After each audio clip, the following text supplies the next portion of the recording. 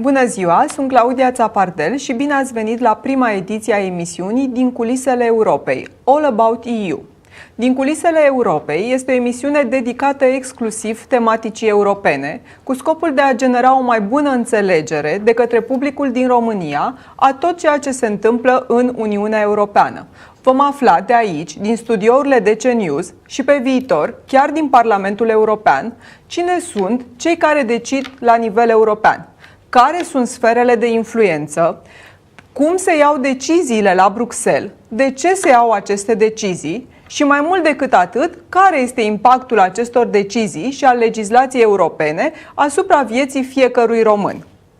Așa că vă invit să veniți alături de mine în fiecare miercuri de la ora 13 și oricând doriți să urmăriți această emisiune pe platforma DC News.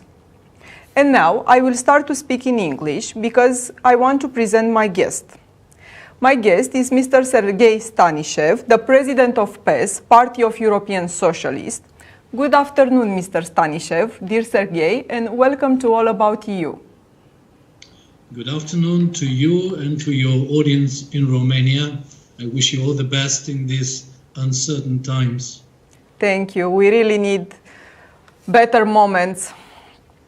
It's a great pleasure to have you today with us, and I want, first of all, to present you. Even you are already a very well-known public European figure in Romania because you visited Romania several times. So, as I said before, you are the president of PES, Party of European Socialists, since 2011. You are former Prime Minister of Bulgaria, our neighbor country, and also you are a member of the European Parliament, activating in two of the most important committees of the European Parliament, the Foreign Affairs, the first one, and the Economic and Monetary Affairs Committee, the other. And now I will start directly with my questions because I want to use all the time that we have. So, we have at this moment, you have a huge political experience at European level and also governmental. So from your point of view, I want to ask you, what is your opinion about these times that we are living in? And the second question is, how can you can fight against this invisible enemy, I might say, COVID-19, which has hit in an unbelievable way all the world, not only the European Union, which has destroyed our normal lives, affected our health, and paralyzed our economies and our society in every single way. So how can the European Union can support the member states to overcome this situation?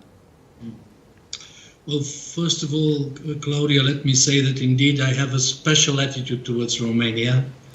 First, because I'm Bulgarian. We are neighbors. Exactly. I've been to your country many times and I like the people. We are very like-minded in our mentality, in our habits, in our culture. And we are neighbors and we have to do many more things together. Because one way or another, we are perceived as a couple, you see. Exactly. And we are forever partners. Yes, and we came into the European Union together. We are perceived as one group, like the Visegrad group is one, Bulgaria and Romania is another group. So we really have to help each other as countries. I've been many times, as I already mentioned, to your country in different capacities. And of course, I've been to many events of the PSD, which are our sister party. And I've been at many congresses, election campaigns to support a more progressive, more social Romania. And I still believe that a lot of things should be done in this direction, and I of course support this party. I am partial. So speaking on coming to your question, it's a very broad one of course, but first of all, we can only go through this crisis and come out of it if we are together. One by one, nobody will be saved. And this is why from the first day of this crisis, the socialist political family was very clear about the recipe, how to overcome it, how to help the countries and the people, because people suffer in their daily life, in the insecurity about their jobs, worries about their health, of themselves and of their relatives. So we need a strong European response. And from day one, we are working for a European medical response and for a European economic response. And although, let's say, in the first weeks there was some slowdown in the European reaction, and it was natural because, after all, the sanitary measures, the lockdowns, they were taken as decisions by national governments because they know the situation on the ground best, and they take the measures and they decide what is better for their concrete circumstances. But very rapidly, also the European Commission and the European institutions generally took a number of measures from the first weeks.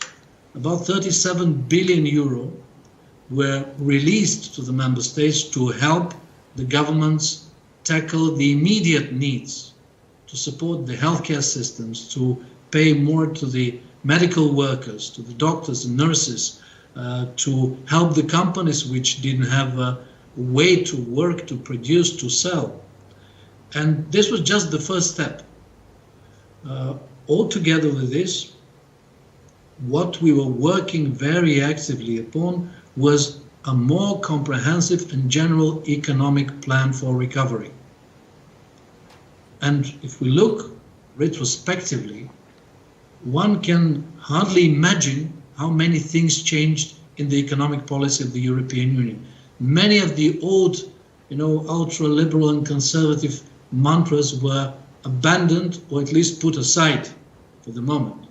Because when you have a crisis like this, which hits every country, which hits every sector, then you need a reply from a European level which is compensating these strikes on the economy and the businesses and the people, of course.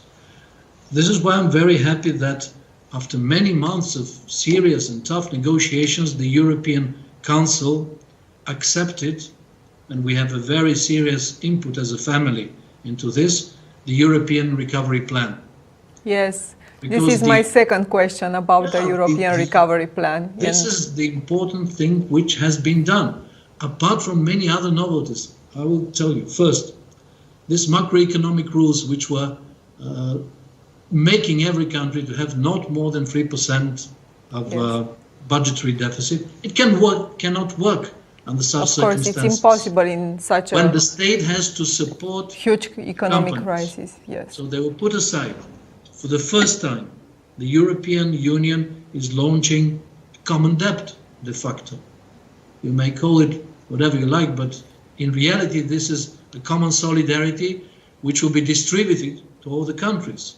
And through this plan, Romania in the next years, starting from this summer, I hope, will receive 30 billion euro approximately for reconstruction of the economy, for infrastructure, for the healthcare system, for everything what can modernize your economy, which is a big victory for Europe, and which shows that Europe can be useful and instrumental to our citizens, which is the most important thing. We need this union because it can be a tool for a better life, and especially now.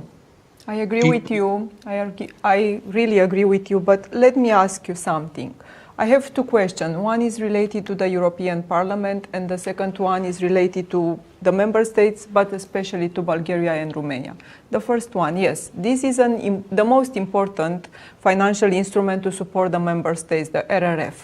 But I want to know exactly what it will be the role of the European Parliament in implementing and monitoring the national plans of resilience and recovery, because I was a former MEP, and I want to be sure that the European Parliament has a role in this issue, not only the European Commission.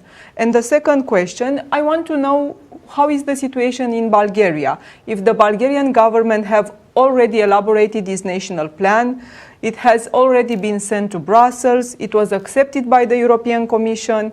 I want to know which are the Bulgarian government priorities settled by this plan, and I will tell you why I want to ask you this, because at this moment it seems that Romania still has some problems in elaborating this plan in order to be approved by Brussels. So that's why I want to know how is the situation in Bulgaria, and maybe we can obtain from your part some examples of good practices or some good suggestions.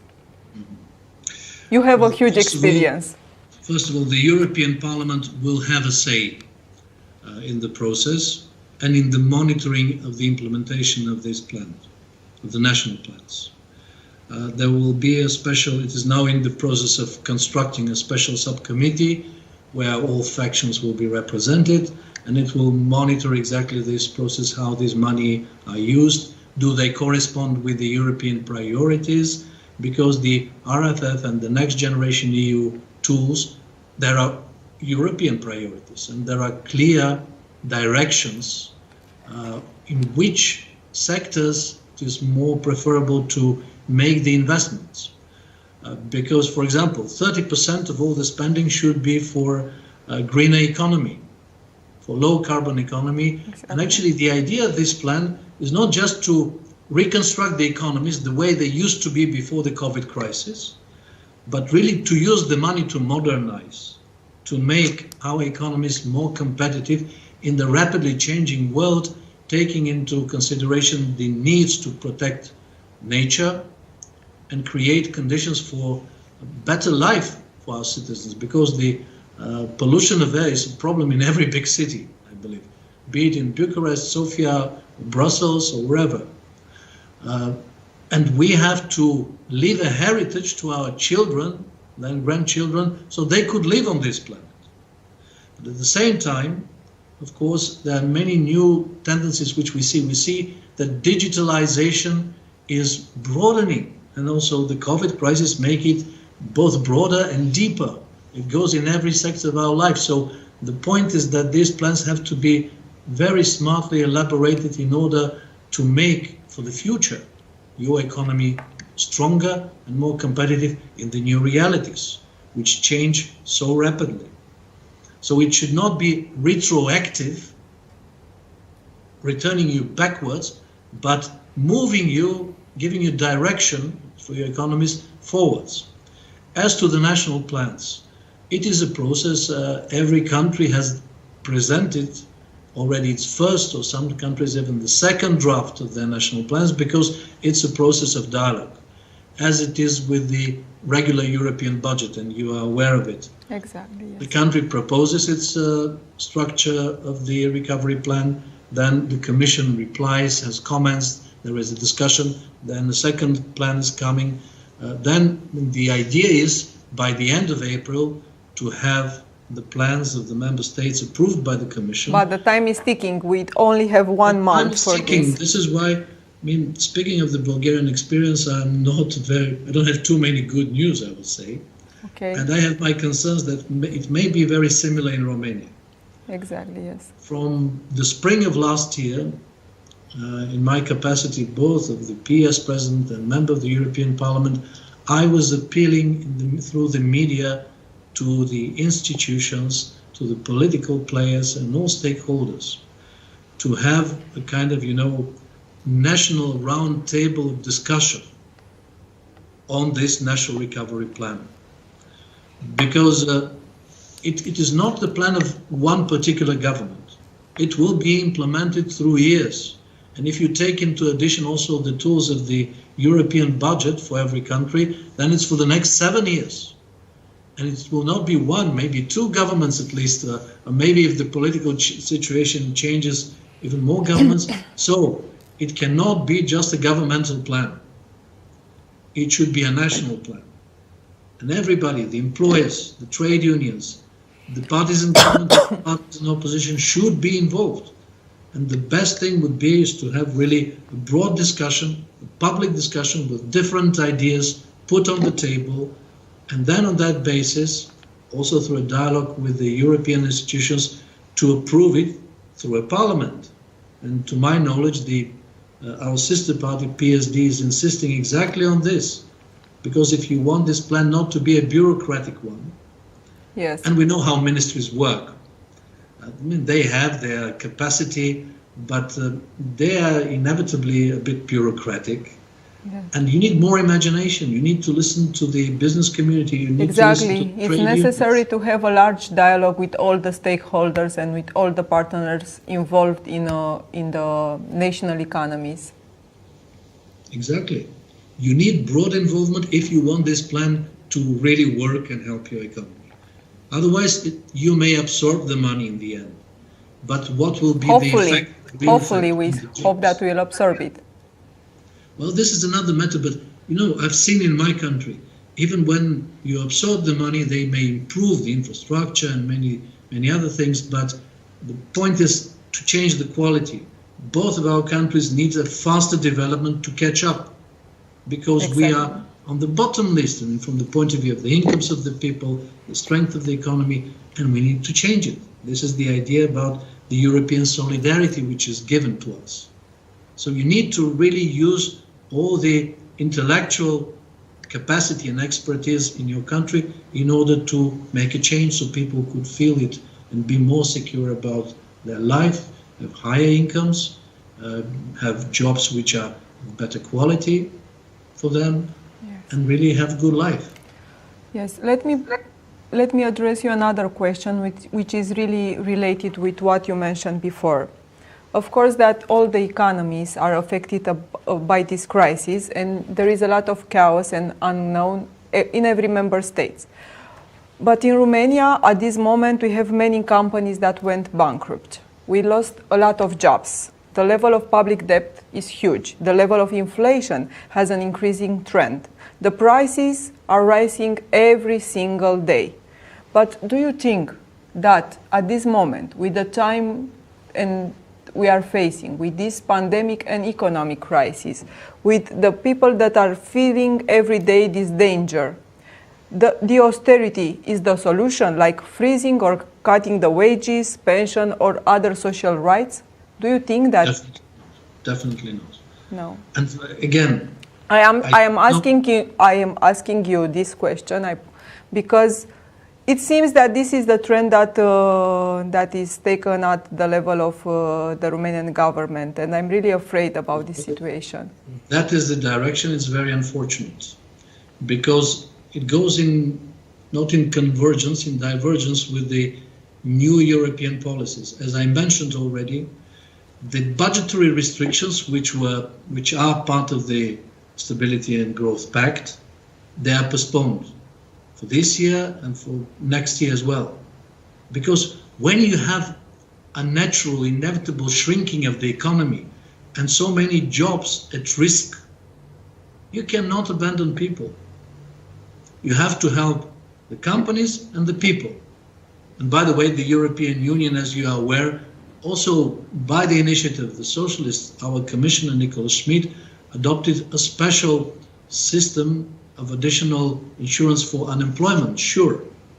And every country has access, every country which wishes has access to this money, to these funds, in order to support people who are temporarily losing their jobs.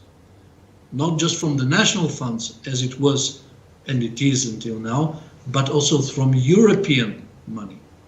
And this is one element.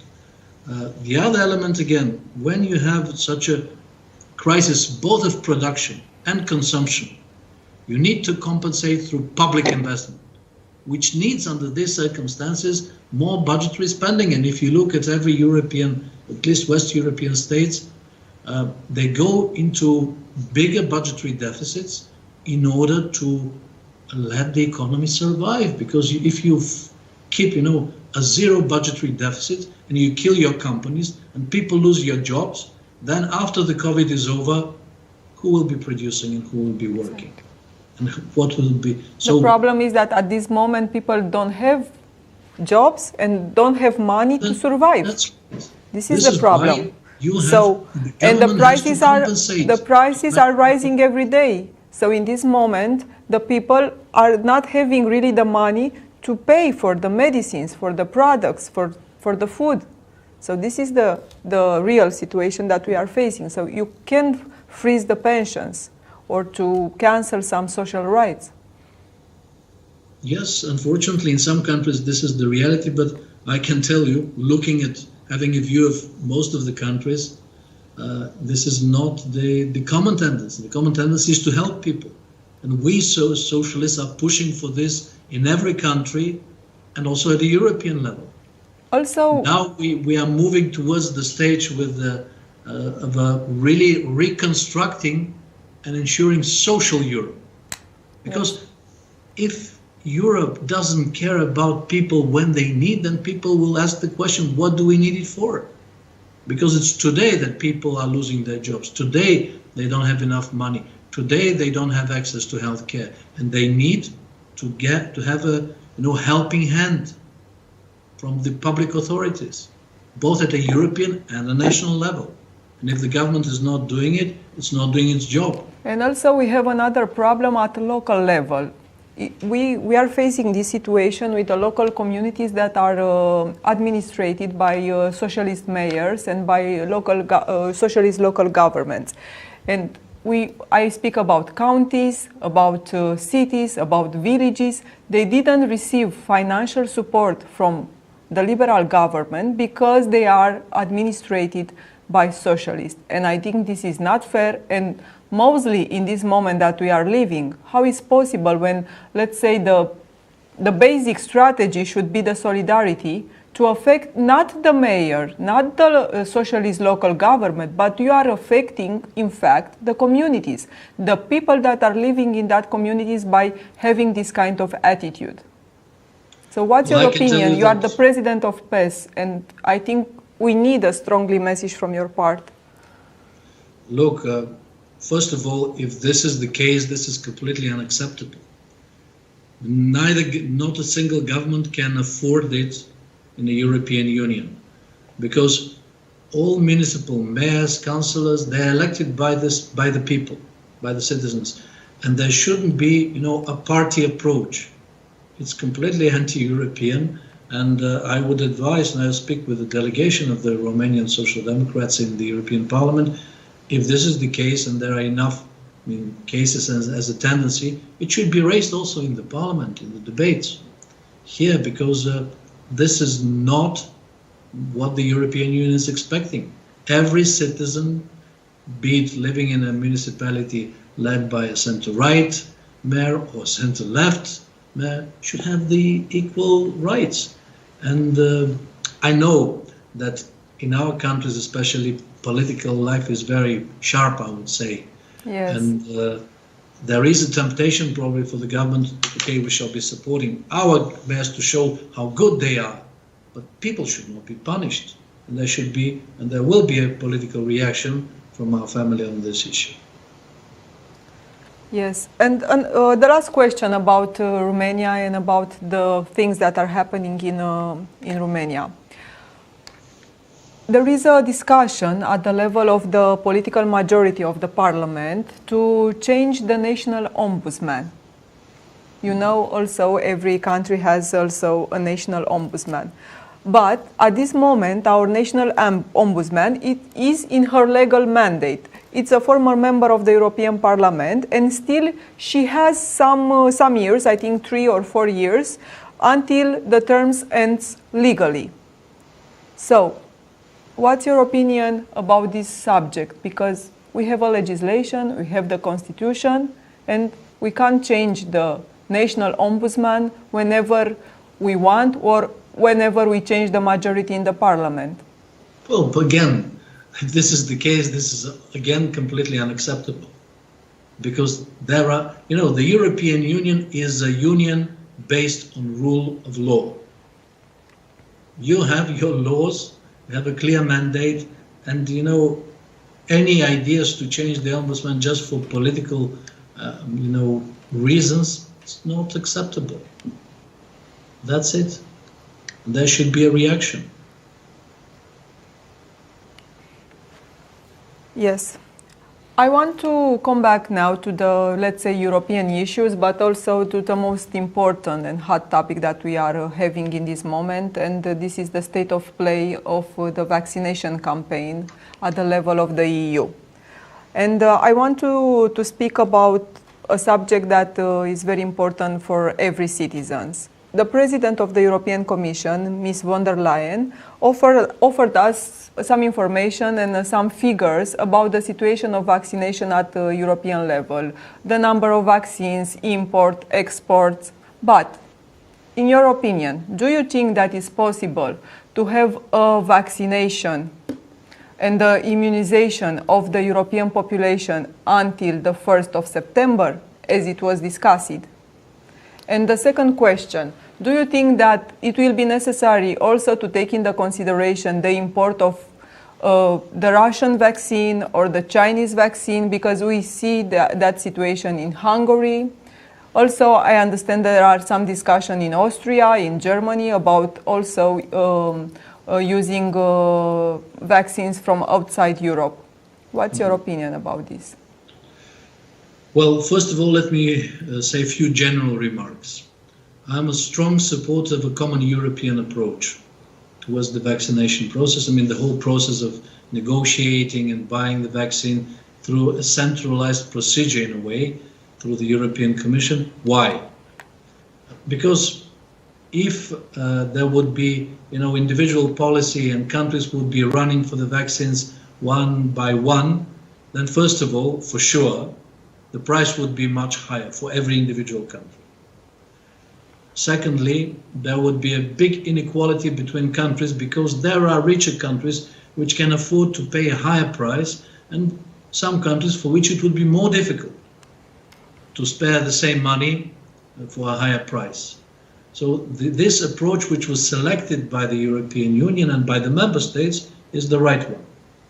And it was right also to invest in advance, as we did, into the productive capacity of the companies, etc. Also, I think it is right not to cut corners. Because yes, for example, in Britain, they started the vaccination earlier. But EMA, the European Medical Agency, and this was the approach of the governments, only was giving permission to vaccines which have been seriously tested and checked afterwards. And I think we cannot play games or make adventures at the expense of the health of the people and putting them at risk. We are seeing that with some vaccines, even after very thorough checks, there are some problems and side effects and questions. And many countries, for example, stopped temporarily the AstraZeneca use, then some of them already restarted it. But indeed, what should be the central point is not to make more harm to the people. They suffer enough from COVID itself, not to put them at unnecessary risks.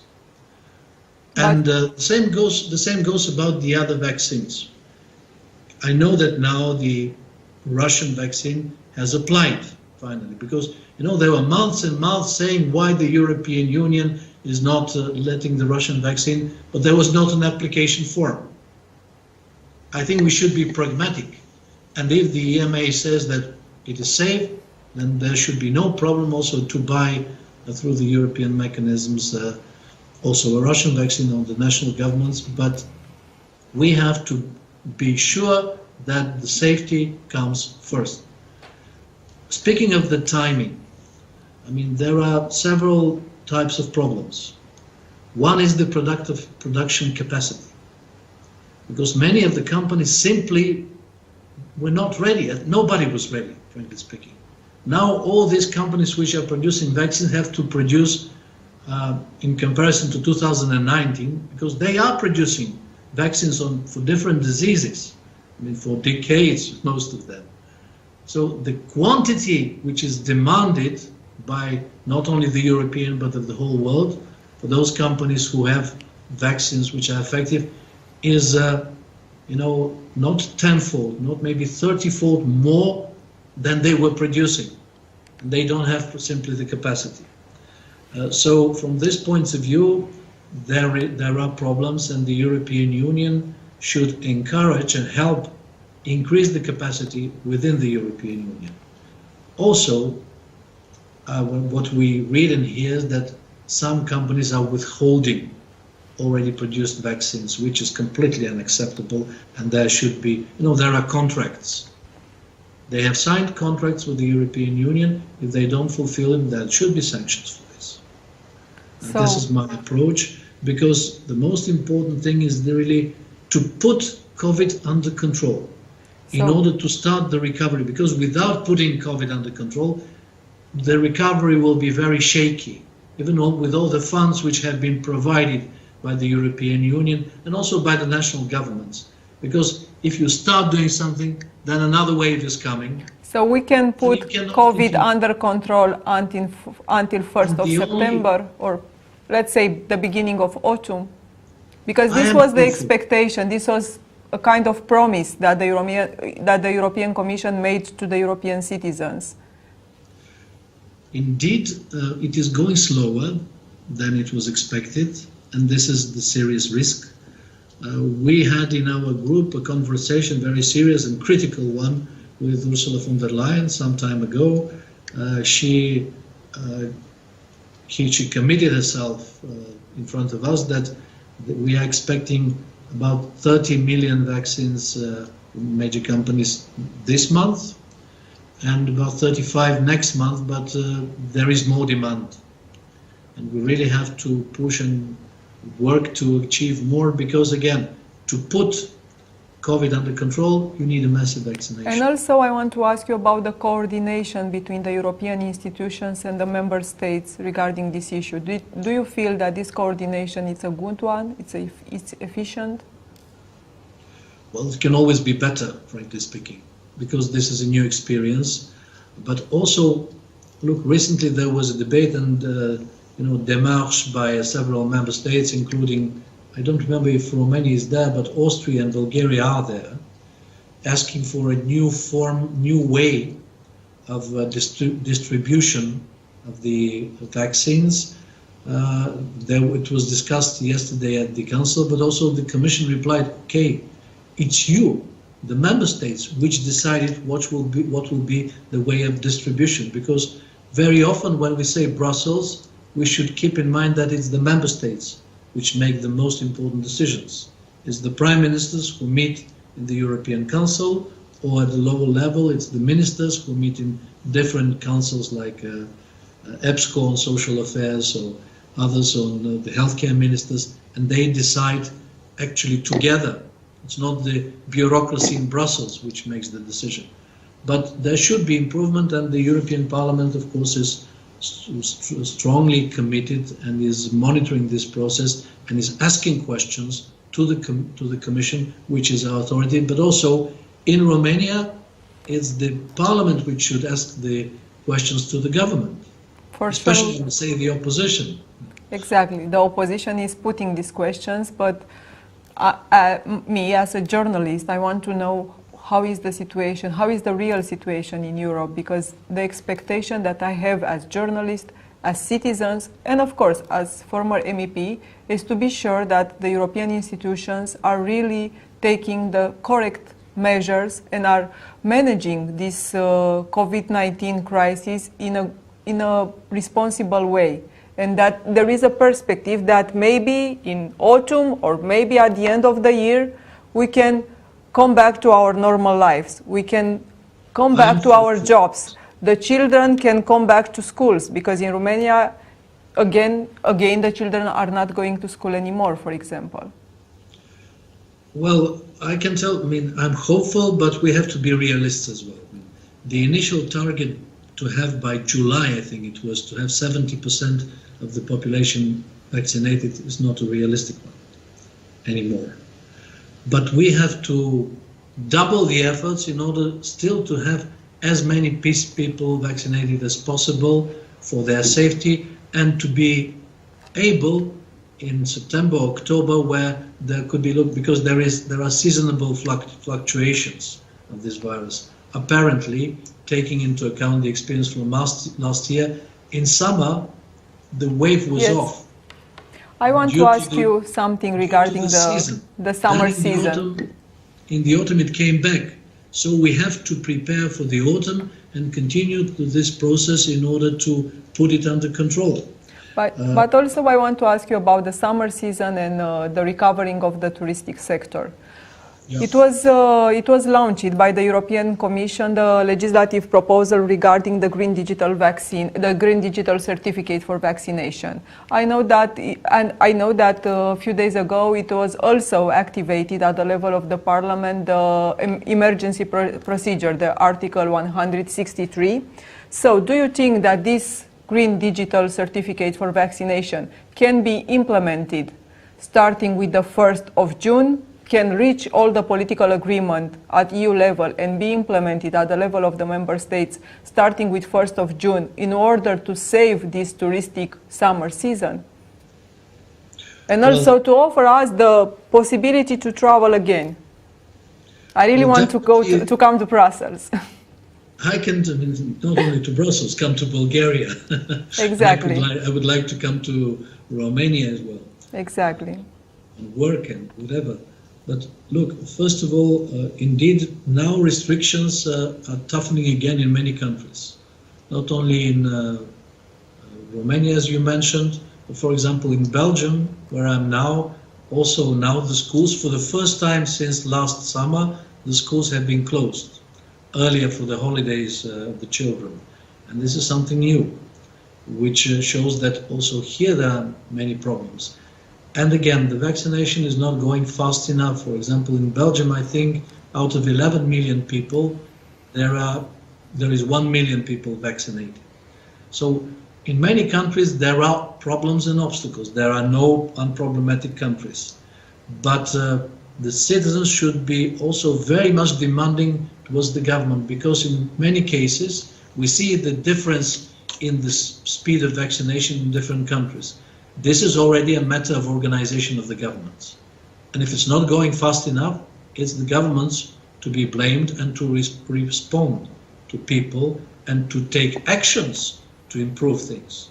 Now coming to your question, what will depend on the European Parliament, I think, will be done in order to speed up the process. Because very rapidly, after the proposal of the Commission, the European Parliament replied and voted this emergency fast procedure. So on the side of the European institutions, there will be no obstacles, on the contrary. One thing to keep in mind, I think this is a good balanced proposal. I had many concerns at the beginning, because one thing should be avoided. People should not be discriminated. Because I asked directly the President of the Commission the question about before they announced this idea about the green digital certificates, do you work on this and how do you see it? And she said, yes, we're working, but indeed it can be implemented only when the vaccine is accessible to every citizen. Because otherwise, if you create an easy way to travel for people who have been vaccinated and other people who want to be vaccinated, but they can't because it's not their turn to go to be vaccinated, then this would be unfair. This is why I think the Commission took into account this risk, and this certificate will include not only information if you are vaccinated or not, but also information if you have already had this disease, so which means that you have antibodies, at least for a certain period of time, or also information about the PCR test, because this thing should not, discriminate. So people would be able to travel. I hope that also by this tool and by the other things which are happening, also with the natural development of the disease, I would say, for the summer it will be easier to travel, and the touristic season will be better in your country, in my country, in many countries as well. But it will, let's also be again realistic, it will not happen like a miracle, no, in one click. We will not go back to normality as soon as we all wish.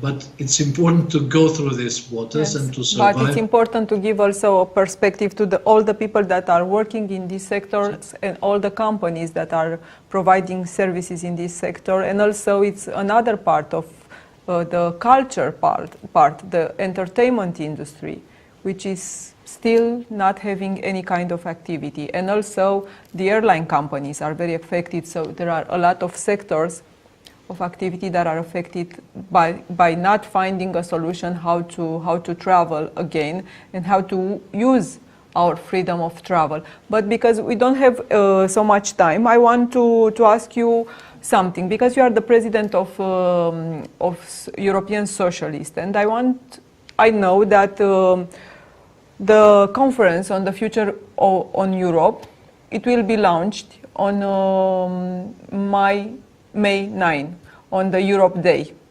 And I want to ask you, which are the main elements of this strategic document? And the second question, what is your political point of view and vision as president of European Socialists regarding the future of Europe, given all the challenges and threats that Europe has faced in the last, let's say, 10 years? I speak about the terrorist attacks, I speak about the Brexit, I speak about the discussion about a two-speed Europe, which is also affecting many of the member states, this discussion, also Romania and Bulgaria. And now we have the pandemic and economic crisis. So what's your vision about the future of Europe and this conference on the future of Europe? Well, for me, it's important, first of all, to listen to people. Because this conference can be a success only if the broad public opinion in the member states reflect and participate in this debate and help us together shape up the vision. What kind of Europe do we want to see in the future, and what kind of instruments for Europe we need to provide in order to achieve these results. So first of all, it has to go out of the bubble. This is why, at least for our socialist family, we shall do our best to really involve as much as possible the civil society. The national parliaments should be strongly involved. Different stakeholders and the people should participate, especially young people. Tell me three important elements regarding the future of Europe, because it's a lot of uncertainty, and we want to know what will happen, which is the vision of the European leaders. But we have great expectations, I know. I think we should start from the other end, because we should avoid the mistakes which were made in early years of this century, when the convention was formed, which adopted a project for a European constitution. But because it was only, elitist exercise of politicians who gather somewhere and produce a project about the future with many institutional elements, it didn't come to the heart of people. We should reverse the exercise and start to asking, okay, what do you want from Europe? Do you want more Europe on, let's say... What do you want, Serghei, from Europe? What? Mr. Stanishev, dear Serghei, what do you want from Europe? Well, Europe is a successful common market. I want more social Europe, because at the moment, especially after the austerity policy which was imposed after 2009 on all our countries by the center-right majority in the institutions at the European level, there is not enough social Europe. This is why for many years we were pressing to have finally a social summit. And the first social summit after the beginning of the previous crisis was in Gothenburg in Sweden. It was initiated by the Swedish Prime Minister Stefan Löfven. There was a proclamation about the social rights in Europe of every citizen, Romanian citizen including, which we have to enjoy. And now we are moving to the next stage, the stage of the action plan. Early March, the European Commission, launched the social with the initiative of our commissioners, launched an action plan on the implementation of the social pillar. And now we shall have a summit in Porto in early May, and immediately after this a European Council, which will have to make practical steps forward in order to make this dream a reality, because we want Europe not to be good for the companies. Can you answer me with yes or no? Do you think that these objectives that are mentioned in the action plan of the social pillar can be reached until 2013? Because this is the objective, that all that social elements and social objectives, which are very ambitious, to be reached by 2030, and also the European citizen to benefit from these social rights. Well, our political family will have all the pressure that we can execute, that all the governments to meet for the implementation. And it remains not just a paper of good intentions, but there are concrete mechanisms which request the governments to follow these policies on regular retraining of the labor force, of the standards of the minimum wage in Europe, because you know that in a number of countries it's much, much lower. So we need a common European mechanism on this, and many other elements which are social. Just recently we also proposed, and we proposed much earlier, but now it's a reality, a child guarantee, which are now funded by the European Union. So we reduce by 15 million people, by 15 million children, the number of children who don't have access to health care, who don't have healthy food daily. This is a wonderful project, yes. These are the concrete things which touch every European, because look, our citizens will be pro-European only if they see that Europe makes their life better and that Europe cares about them. This is the socialist vision about the future of Europe, I would say. Yes, I agree with you. Dear Serghei, Mr. Stanishev, I want to ask you now, because I already mentioned a few times in this talk show that we are facing very difficult times, and it's clear for everybody. And I think the most important word should be solidarity. So I want from your part to share with us, with the Romanian public, with the Bulgarian one, and also with all the citizens, because the talk show, it will be broadcasted online, to share a message of solidarity, of support, of hope, because we really need this at this moment. And as I told you, maybe we have small or great expectation from EU level, but we have some expectation from EU level and from the European institutions.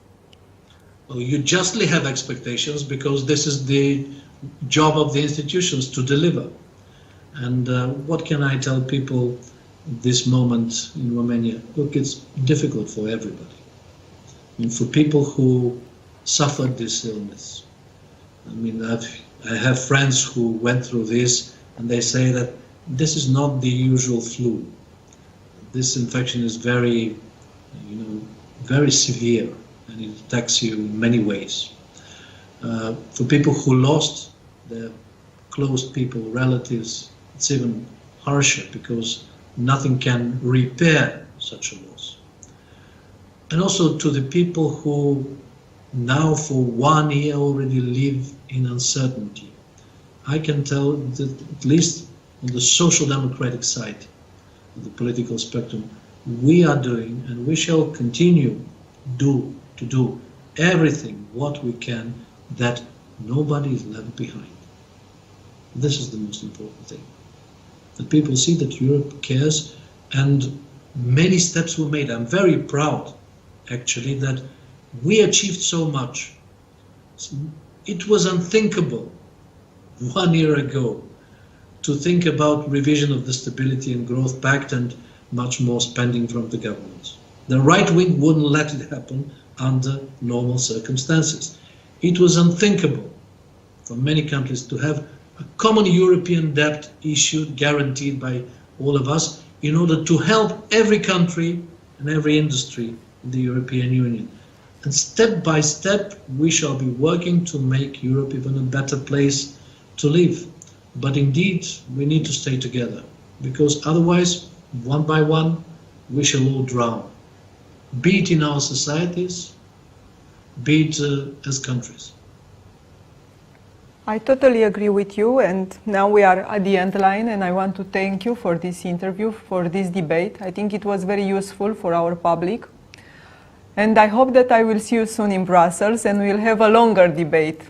And we'll also benefit from the right of freedom of movement very soon. Hopefully. Thank you very much for this interview. I hope, I would say, that people could feel that I speak very openly and frankly and the way I see it. Because I believe that people deserve honesty towards them and not creating new illusions or populist lies or playing on their fears. We have to be frank and decent in our attitude to say what is possible, what is not possible, what are the obstacles in achieving more when we face them. At least this is how I see politics, but it has to be to deliver. This is the most important thing. Otherwise, for many good reasons, people just hate politicians. I hope that in the future the politicians will be more appreciated about the public, but the politicians that are really doing important things for their citizens and which really have project for their citizens and that understand that social protection is very important. Thank you so much. Thank you very much. All the best and hope to see you in Brussels or in Romania. Hopefully. Goodbye. Goodbye. Vă mulțumesc. Aceasta a fost prima ediție a emisiunii All About EU din culisele Europei. Vom veni cu interviuri și mai interesante în săptămânile următoare. Vă invit să mă urmăriți în fiecare miercuri, începând cu ora 13 și sper să fiți îngăduitori cu emoțiile din această emisiune, având în vedere că a fost prima ediție. Toate cele bune!